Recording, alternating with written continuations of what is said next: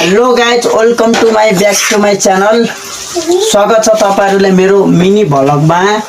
म यहाँ देखाउँदैछु मेरो घरको खाना कसरी बन्छ, अर्गानिक चुलोमा कसरी यहाँ अर्गानिक चुलोमा खाना पाक्दैछ र के खान्छौँ हामी खानामा गाउँघरतिर सबै देखाउँदैछु।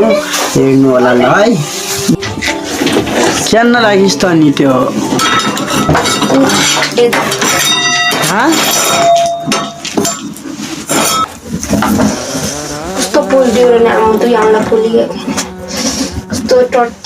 ल यस्तो छ गाउँघरतिरको काम। बढी भएपछि यति त गर्नै पर्ने रहेछ। खाना बनाएर पनि रेडी भइसकेको रहेछ। ल अब साग भुट्दैछ, टक्क साग भुटेर खान्छ भातसँग। ल हेर्नु यति दामी मुस्काएको, किन यसरी मुस्काएको के? प्याज हाल्न त अहिले नालेन जा। प्याज हाल्नु पर्यो त। सागमा प्याज हाल्छन् कि हाल्दैन? ल यसो कमेन्टमा भनिदिनु त।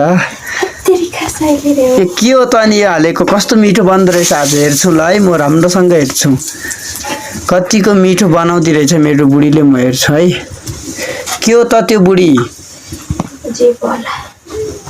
के हालेको यसमा? नाम छैन त्यसको? त्यो चाहिँ क्या पिरे जस्तो छ, रातो रातो। ल ल कुकभन्दा जस कमै छैन।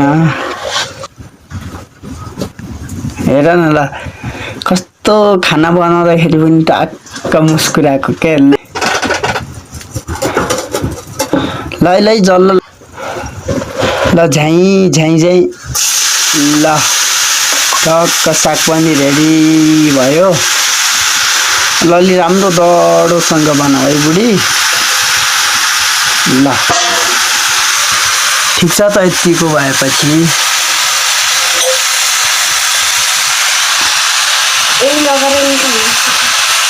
ओहो ल कस्तो लाग्छ गाइज यो काम चाहिँ? कमेन्टमा टक्क भनिदिनु साग कस्तो पकाएको छ मेरो बुढीले।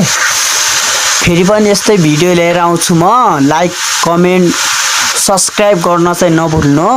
हाम्रो चाहिँ यो के भन्छ, गाउँको अर्गानिक साग पाक्दैछ यहाँ। हेर्नुहोस् यहाँ गाउँघरतिरको बनाएको अर्गानिक प्योर साग हो यो। के साग रे? यसको नाम भाजी साग हो यो। तपाईँले पनि खान सक्नुहुन्छ यो साग किनेर खान सक्नुहुन्छ। यो साग चाहिँ अहिले पडिरहेको छ मार्केटमा। लगभग एउटा मुठाको 10 रुपियाँ पर्छ अर्गानिक साग। यो खायो भने फेरि तपाईँ धेरै मात्रामा सहयोग गर्छ यो साग खाँदा।